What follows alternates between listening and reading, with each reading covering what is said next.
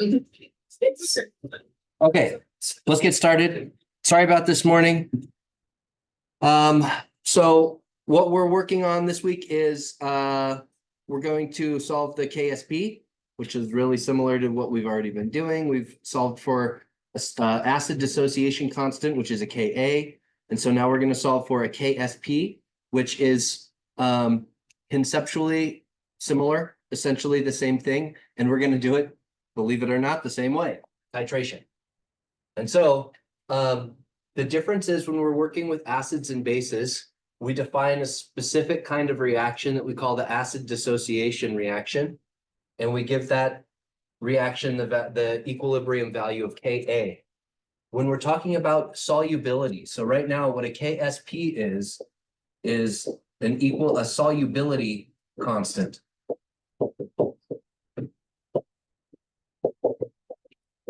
So we want to know to what extent a solid dissolves. So we're going to look at potassium hydroxide, which is a solid. And that's going to be in equilibrium with that ionic compound with the ions as it dissociates. So we'll have calcium here on the edge.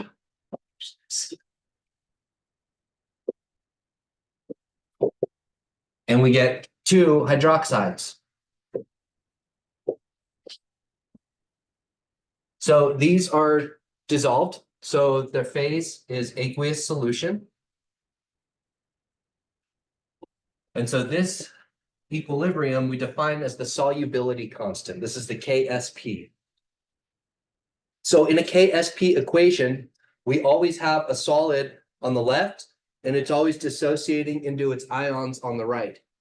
So when we look at the form of this equilibrium expression, it still takes equilibrium expressions, Ka, Keq, Kb, Ksp.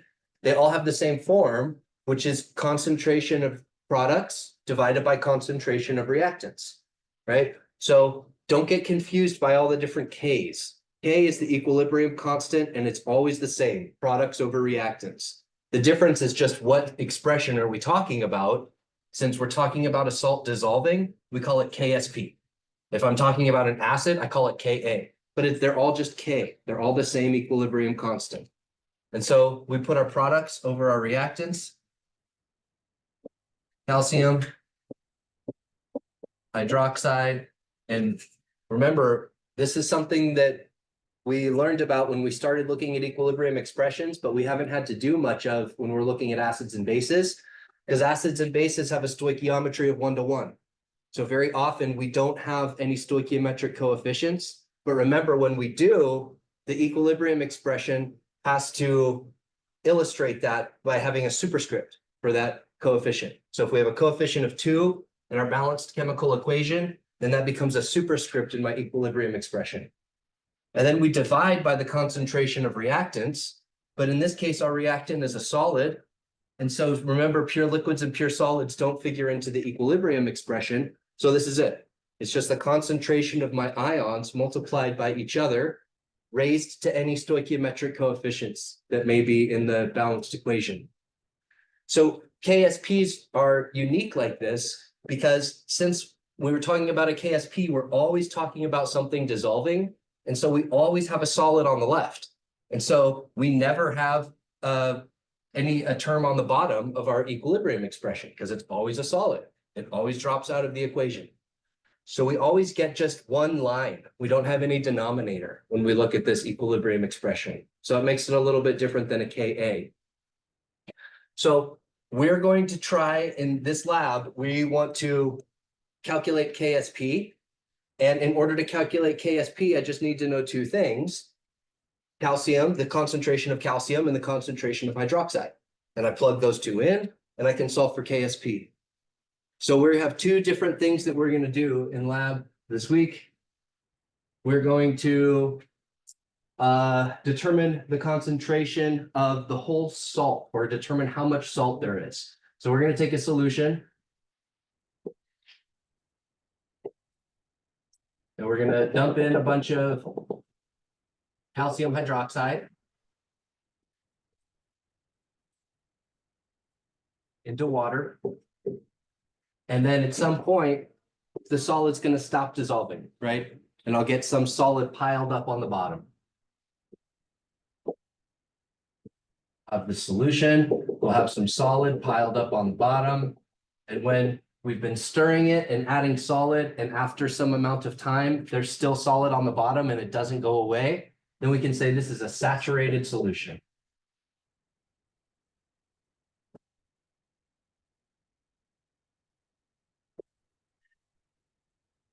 So we need to start with a saturated solution, which means it's dissolved as much solid calcium hydroxide as it can. And we know that it's saturated when there's some solid stuff left over on the bottom. That indicates to us the liquid is not capable of dissolving anymore. And that's why it's ending up on the bottom, because it's just piling up. It can't be dissolved. So we have to start with a saturated solution of calcium hydroxide. And then that is our equilibrium. And then we have set up this equilibrium in a beaker. So now we have some solid calcium hydroxide in the bottom of our beaker, and we have some dissolved calcium and hydroxide ions in the solution. So now that's at equilibrium. So what we want to know is how much calcium and hydroxide ions are there? Now that we've made this saturated solution, we need to figure out how much calcium and hydroxide ions there are, figure out the concentration, plug it into this equation, and we can solve for KSP. So we have to do two things. First, we have to filter this because we don't want any of that solid on the bottom. We just want the liquid, because at this point, all I'm concerned with is knowing the concentration of these ions. I don't care how much solid is left. It's not part of my expression. So I need to get rid of the solid. So we're going to filter. Just have our beaker full of saturated CaOH2, which really doesn't have any CaOH2 in it, right? At this point, there is no solid left. All we have is Ca2 plus and OH minus ions because we filtered out all the solid. So then we're going to evaporate this.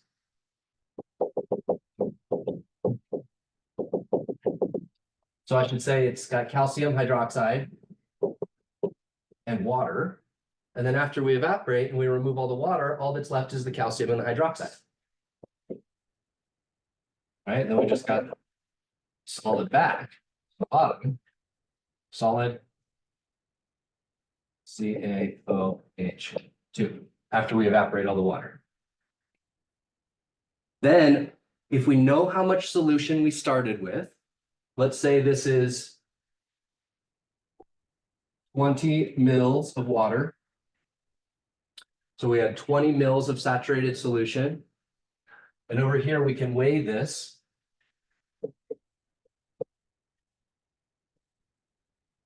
So we'll get grams. So then we can say, we've got 0.36 grams of calcium hydroxide. And we want to know how many moles there are, because ultimately we're trying to solve for concentration, and concentration is moles per liter. So we've got to convert grams to moles. So we weigh the solid that's left over. We convert to moles with the molar mass.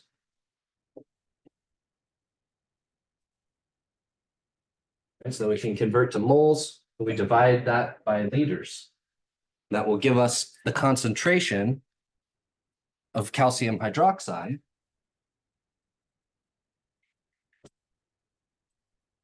Six.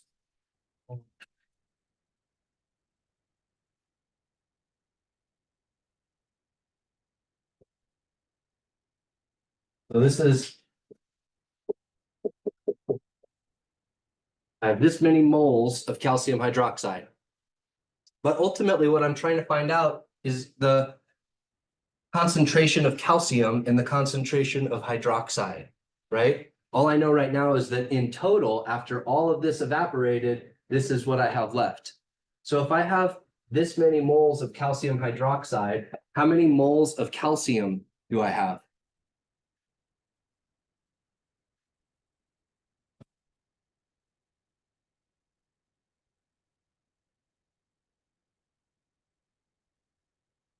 So what we have to figure out is what the ratio is to the ions. We're essentially looking for the stoichiometric ratio here, right? So sometimes I think about it like we look at molecules and they are for some reason really confusing and complicated. But we already know this concept. Like if I have a bike, it's going to be me drawing terrible bike here. How does a bike look? It doesn't have that one, does it? It goes like this.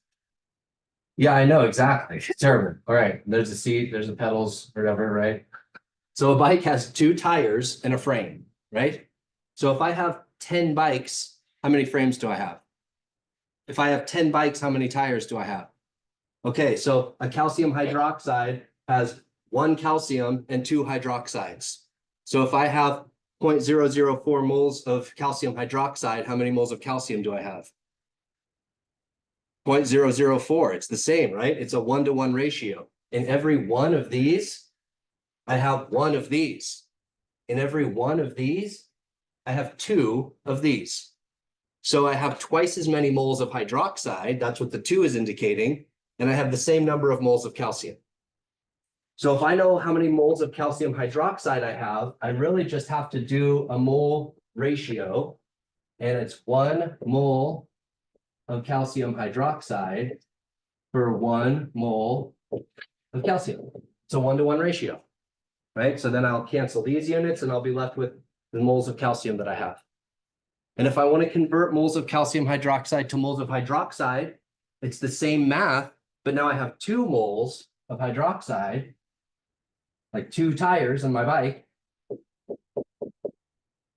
2 moles of hydroxide for every 1 mole of calcium hydroxide. There's twice as many because in every one of these, there's 2 of those, right? 2 tires on a bike.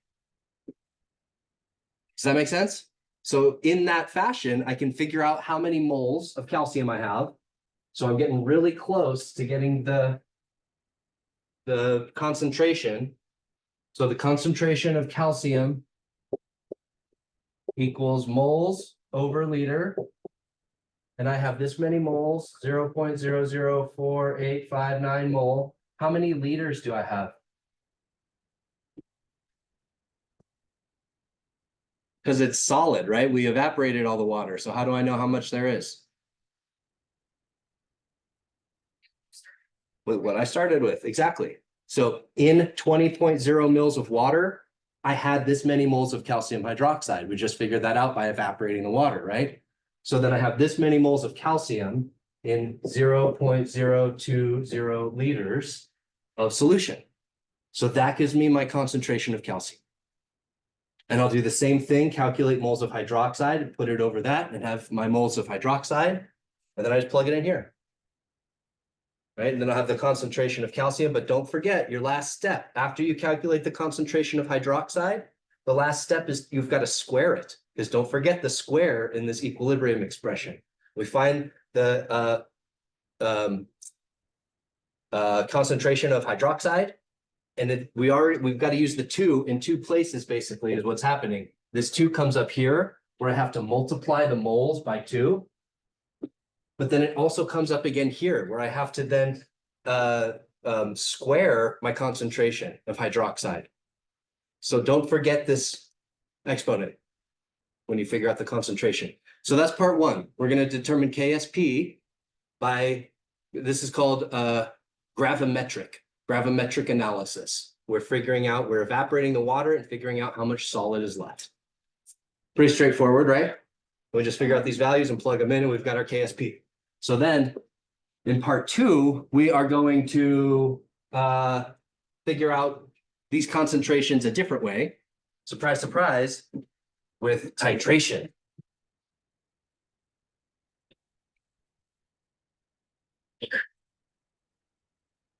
All right, so when we titrate, this is the other half of the lab. We're still after the same thing. We still want KSP equals calcium times hydroxide squared. So we still are trying to get after the same concentrations. We're just going to do it a different way. So you tell me if I've got some like calcium hydroxide in here and some HCl down here. You guys are experts at titrations now. And we put some like phenolphthalein in here too.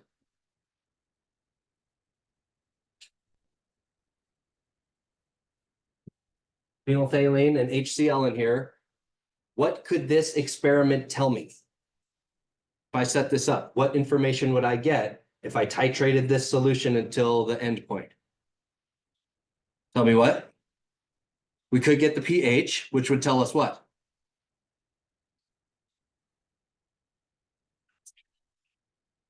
Right? And what we're actually after is what? The concentration of OH minus, right? So we can get at that concentration of OH minus by titrating. Because in titrating, all we're doing is we're combining OH minus with H plus, and we're making water. And we know that we have exactly the same amount of OH minus and H plus when we're at that equivalence point, when the solution changes color. So if I know exactly how much H plus I start with, and I reach the equivalence point, I know exactly how much OH minus I have in that solution. So this is just another way of getting at the same information. This tells me how much OH minus I have in the solution. In part one, we're getting at it by a physical property. We're evaporating the water and we're just weighing what's left. In titration, we're getting at it with a chemical reaction. I'm actually making a reaction occur, and then I know when the reaction's over and I can figure out how much OH minus is in there.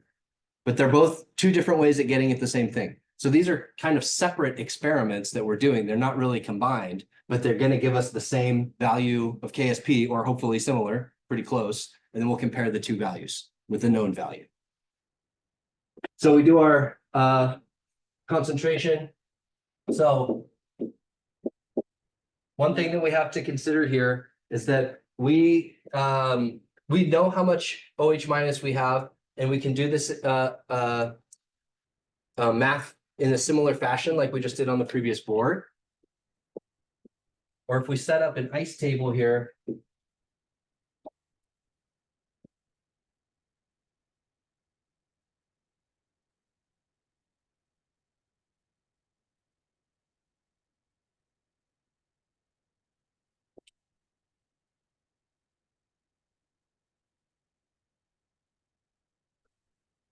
all right, so I'm forgetting to put all the pieces. Aqueous, aqueous, there we go. So when we put our ice table together, the salt is a solid, so it drops out of the ice table. We don't care about the salt since it's a solid. When before this reaction occurs, we're imagining that I have solid sodium hydroxide and I haven't put in any in water yet, or I put it in water, but zero amount of time has passed, so none of it has dissolved. So initially, we're saying that we start off with zero because we have pure water. And then this is going to come to equilibrium. Some amount of the solid is going to dissolve. It's going to make some amount of calcium and hydroxide as it dissociates. The amount that it makes is what we're trying to figure out. We don't know what it is, but we know it's going to be greater than zero by some amount, plus X. And then this one, we know is going to be greater than zero by plus 2X, right? Because we have a 2 in the stoichiometry there. So at equilibrium, these are the values that I have, which makes sense. This is the same argument that we were making before with the bikes. If I have 10 bikes, I have 10 frames and 20 tires, right? So X equals 10, and I just multiply it by 2 because I have twice as many of these. So when we set up our equilibrium expression for KSP, we get calcium and hydroxide. What we're going to end up doing when we do this analysis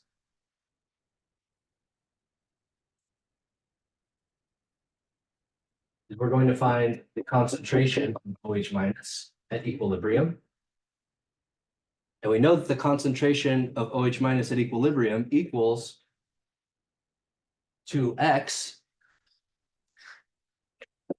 So X equals the concentration of hydroxide over 2, right? Which is just to say I've got 20 bike tires, so I've got 10 bikes, right? 20 divided by 2. The reason that we're going through it this way is because when I plug in these X values here into my equilibrium expression, I get Ca2 plus is worth X. OH minus is worth 2X.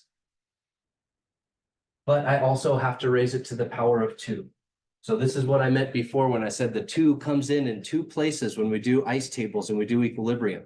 That's stoichiometry. We have to both double the concentration, but then we also have to square it so that 2 appears twice. It's the same 2 from our equation up here. So after we do all this math, it looks like KSP equals 2x squared is 4x squared. 4x squared times x is 4x cubed. So to find the KSP, we're already going to know the concentration of OH minus from our titration, and we divide it by 2 to find x. So then to find KSP, it equals 4 times OH minus here.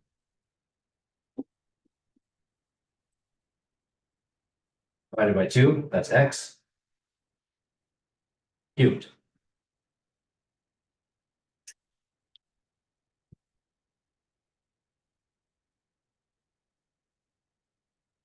Does that make sense?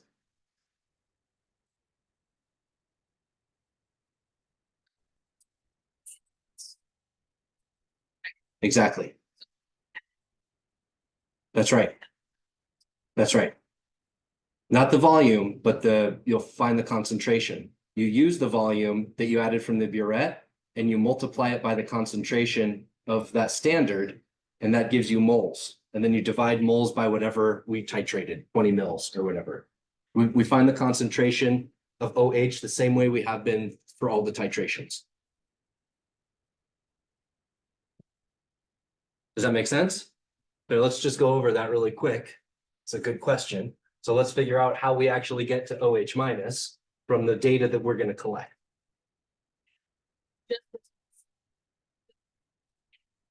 That's right. Yeah, it's the same substance. It's calcium hydroxide both times. So we're going to take saturated sodium calcium hydroxide and evaporate it. And we're going to take another sample of saturated sodium hydroxide and titrate it. So we're going to do our titration. I can't remember if I think we start with base in the burette again, like we did last time. I'm pretty sure we do. So then our titration curve is going to have this shape. Since what we're after this time is the hydroxide, I thought maybe they were going to make the hydroxide in the beaker below and put the acid in the burette. But I don't think that they want to do that because then the burettes won't be conditioned anymore because we always put base in the burettes. So if you don't know what I'm saying, doesn't matter. I'm just rambling. There's base. Okay, but thank you. Base in the burette. So then the titration curve is going to follow the same shape like it always does, right? We've got base in the burette, acid down below. So when we get to this equilibrium point, that's going to tell me that the moles of acid equal the moles of base. This is the equivalence point, and that's what's equal. Acid and base are equal at the equivalence point. So in this case, usually we're trying to titrate an unknown acid, but now I'm trying to titrate an unknown base. So all that means is that I have to have one known and one unknown. When we get to the equivalence point, it only is valuable to us if I know one of these values. If I know one of them and they're equal, then I know both of them. But if we get to the equivalence point and I don't know either of them, then it doesn't really matter. It's not very useful to me. So I have to have a known solution. Usually our known solution is the base. This time our known solution is going to be the acid. So let's just imagine we have here at this point, we used 10.5 mils of base. And we titrated, okay, this makes the math a little bit weird now that I think about it. So we're going to titrate, let's say 20 mils of acid down below. And so then the volume that I get is usually what we're searching for is a volume, and I multiply that by a known concentration. In this case, I already know the amount of acid and the amount of the volume of the acid and its concentration. So let's say 20 mils of 0.1 molar HCl. So we already know how many moles are in the solution that we're titrating. So this is a little bit different than what we're used to, just because we have to kind of set it up backwards. It's 1,000 mils per liter, and it's 0.1 moles per liter. That's my concentration. So I can figure out how many moles of acid we have.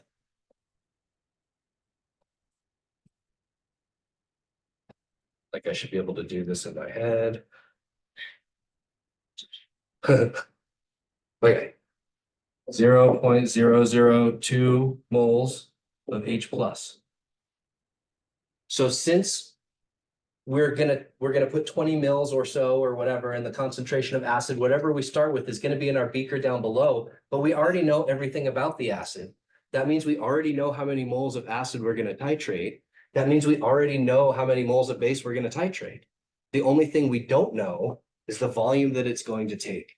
And so we're gonna keep dropping the base in drip by drip until we figure out what this volume is. And so the concentration of OH minus is going to equal 0.002 moles, or whatever that number happens to be from the numbers we're given in our lab, divided by the volume that you titrate.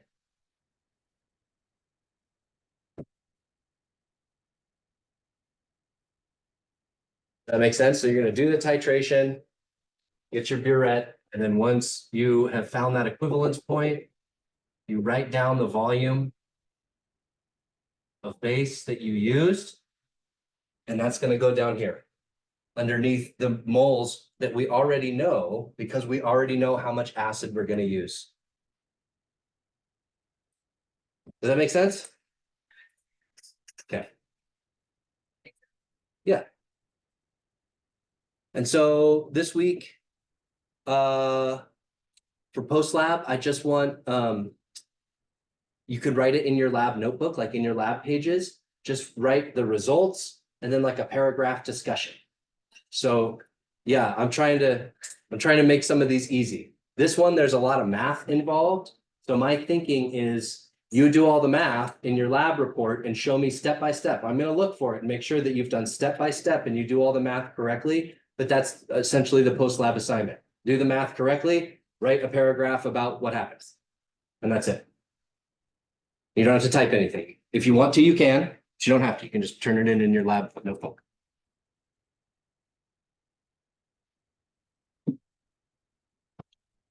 Okay. Does anybody have any questions? All right, I'm going to hand out the quiz. Anybody from the morning section? So in the afternoon section last week, they told me that you're allowed to have notes and talk to each other during this. Sorry for the first week when I told you guys to put your notes.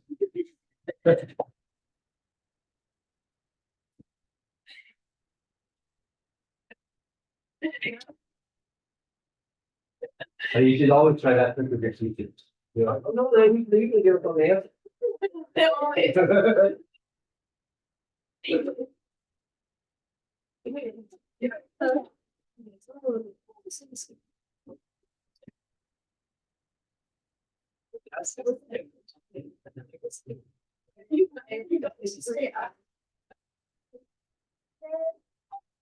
You want us to write if we're not. No, I'm just gonna grade everything together, so it doesn't matter anymore.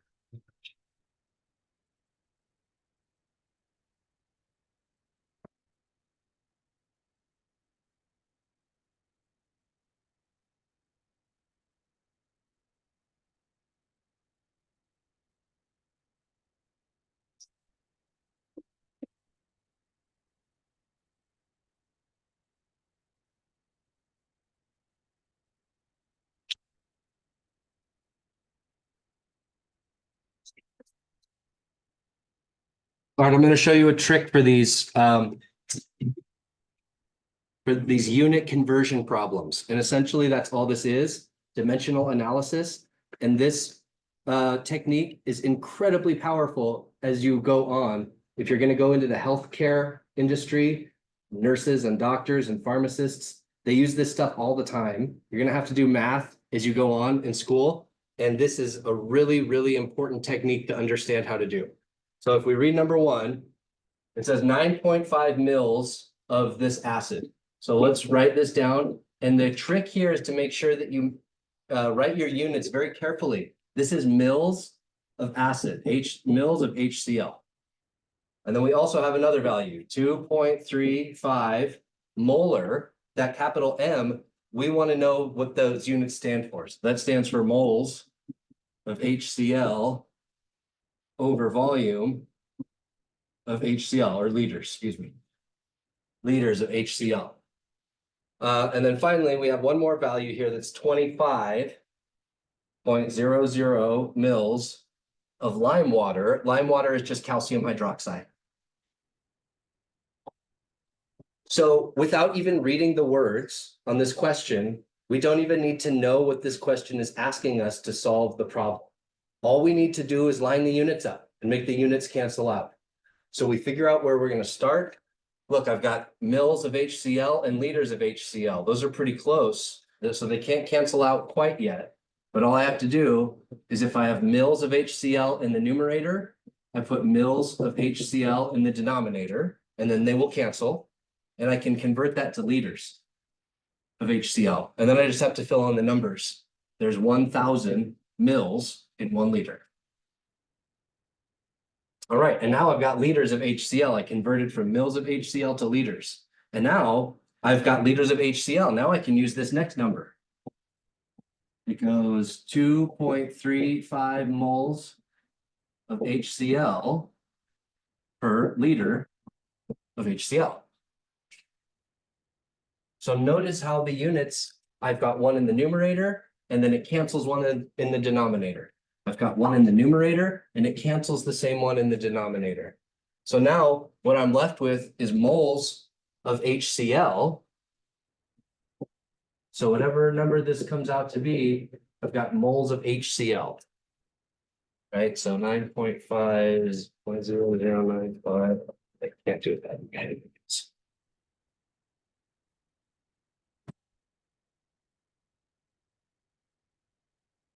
2.35. All right, so this is giving me my number of moles. No, I get lost a zero.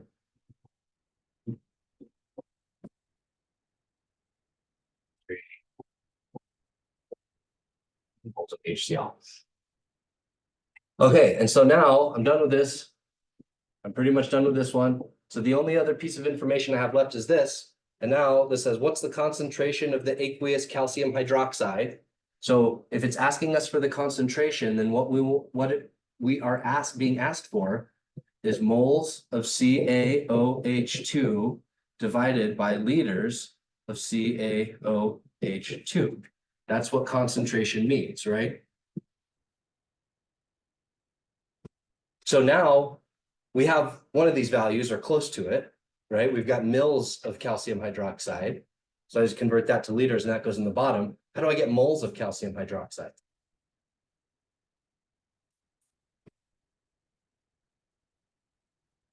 Use molar mass, or it's equal to the amount of acid, right? So if it took this much acid, then we're at the equilibrium point. So then I know that I also have 0.02233 moles of calcium hydroxide. Right? We have the same amount, it's equivalent. So we just put that in here, 0.2233 moles of calcium hydroxide divided by my milliliters. So we have to divide this by 1,000 first to convert to liters. And we get moles per liter.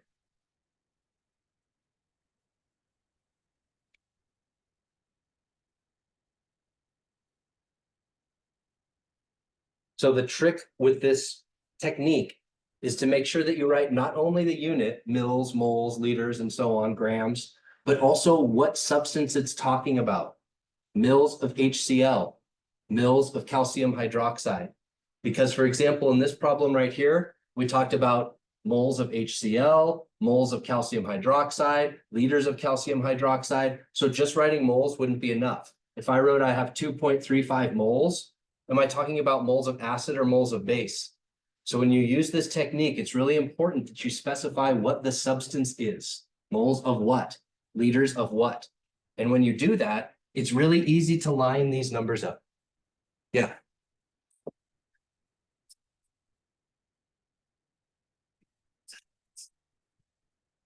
No, because, oh, actually, yes, thank you. You're right. Very good. So used to doing this, the 1-to-1 ratio that we do you're right. So now I didn't even follow my own rule. So what we need to know here is this is moles of HCl, which is also moles of H plus, right? Because in 1 mole of HCl, we have 1 mole of H plus. And when we're doing this reaction for a titration, which is H plus OH minus to make water, we usually have a 1-to-1 ratio, but in this case, I have twice as much hydroxide, right? So in this case, I have 1 mole of H plus for every 2 moles of OH minus. This is a 1-to-2 ratio. So that means once I know how many moles of HCl I have, then my moles of OH minus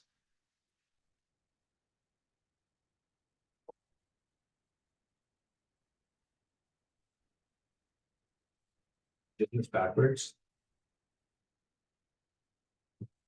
Totally threw myself off now. Hold on. Brain fart.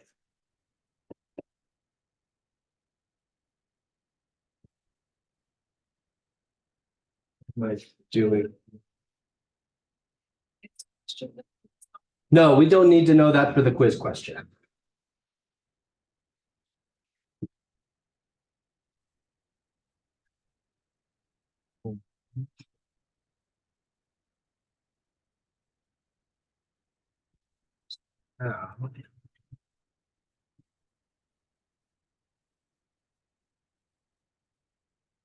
Okay, I broke my brain on this one. I know that it's gonna come to me right after class and I'll feel really stupid. But I will answer that question right after class and send everybody an email.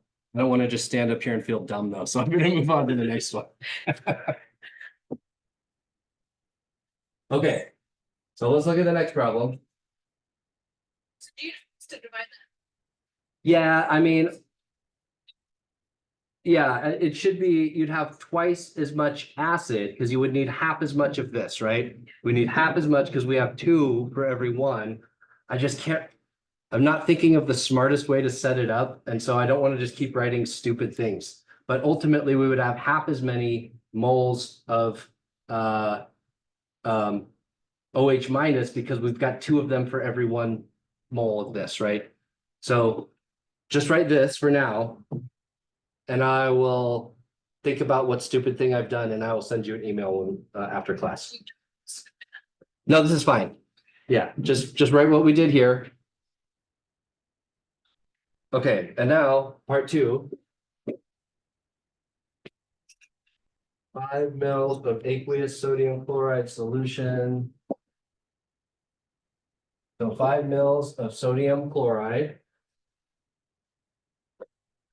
And we evaporate that and we get 0.32 milligrams of sodium chloride. What was the initial concentration of the solution?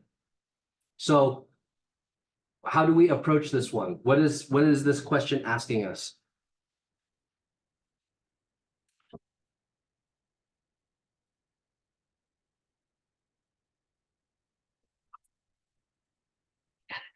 Good, the concentration of what?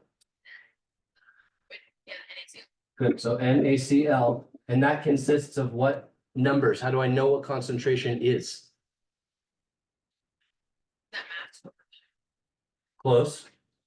Moles, right? So if I want to know what the concentration is, I need moles of sodium chloride over liters of sodium chloride. We already have the volume, it gave us volume. So what we're trying to find is moles of sodium chloride. So how do we do that? Where do we start?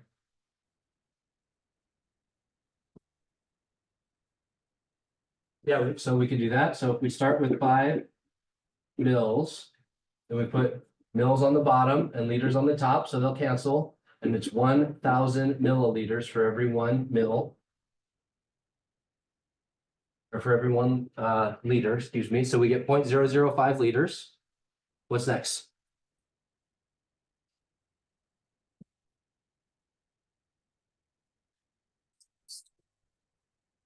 Good. So while we've got milligrams, and so we need to get moles. How do I get moles? How do we do that? Milligrams of sodium chloride. So if I'm trying to do, yeah, good. So we'll go to grams first. So if I have milligrams in the numerator, and I put milligrams in the denominator down here, so they'll cancel. One on top, one on bottom. And there's 1,000 milligrams per gram, right? And so now I've gone from milligrams to grams. What's next? Grams to moles. So I need to know if I've got grams in the numerator, I put grams in the denominator down here. And we're converting from grams to moles. So this is the molar mass. So I need to add sodium plus chlorine.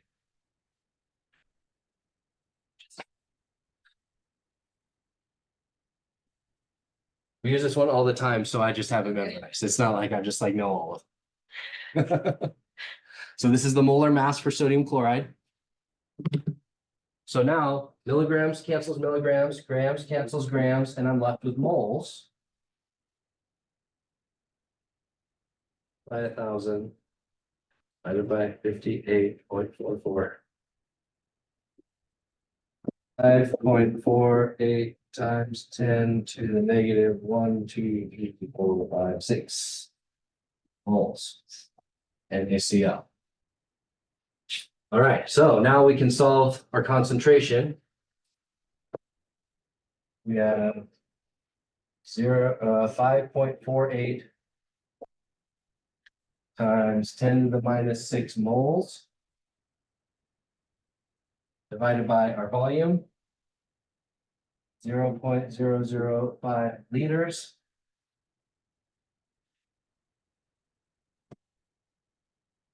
Zero point zero zero 109 moles per liter.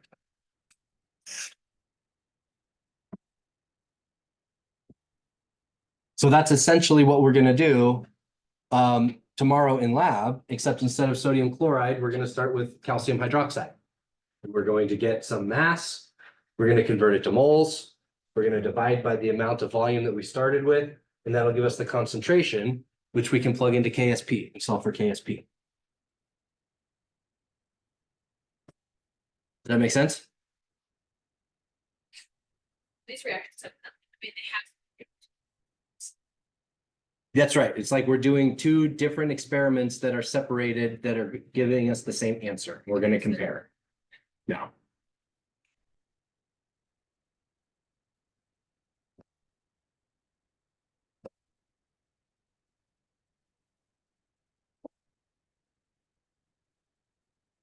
See, I already figured out the stupid thing I did.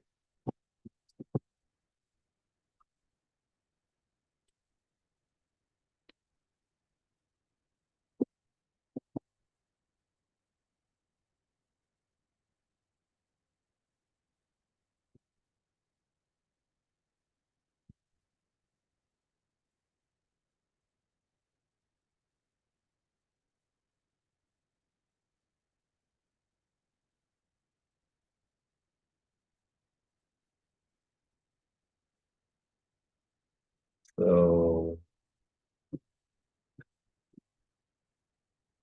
okay, so here's the dumb thing I did. This is the actual balanced equation here. This was the key piece that I was missing. It takes two HCl's to react one of these because it has two hydroxides, right? So once we put this equation together, then we use this for our mole ratio, and we see that there's 2 moles of H plus for every 1 mole calcium hydroxide, and that's why we divide it in half, because it takes 2 of these for every 1 of these. So whether you put the moles before you divide it by half or you put the moles after you divide it by half, I don't care.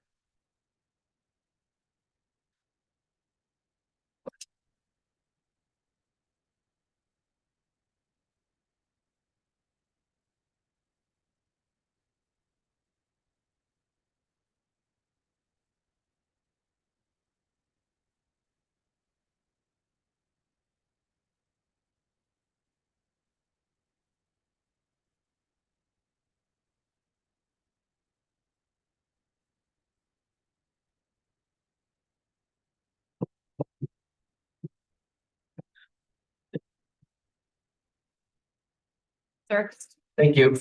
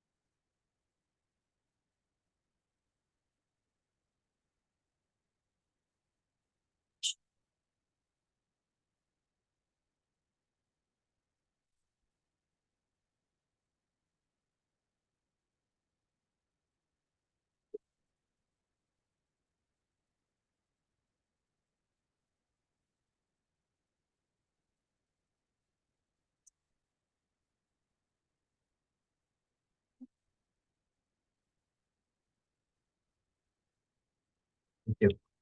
Thank you. Thank you.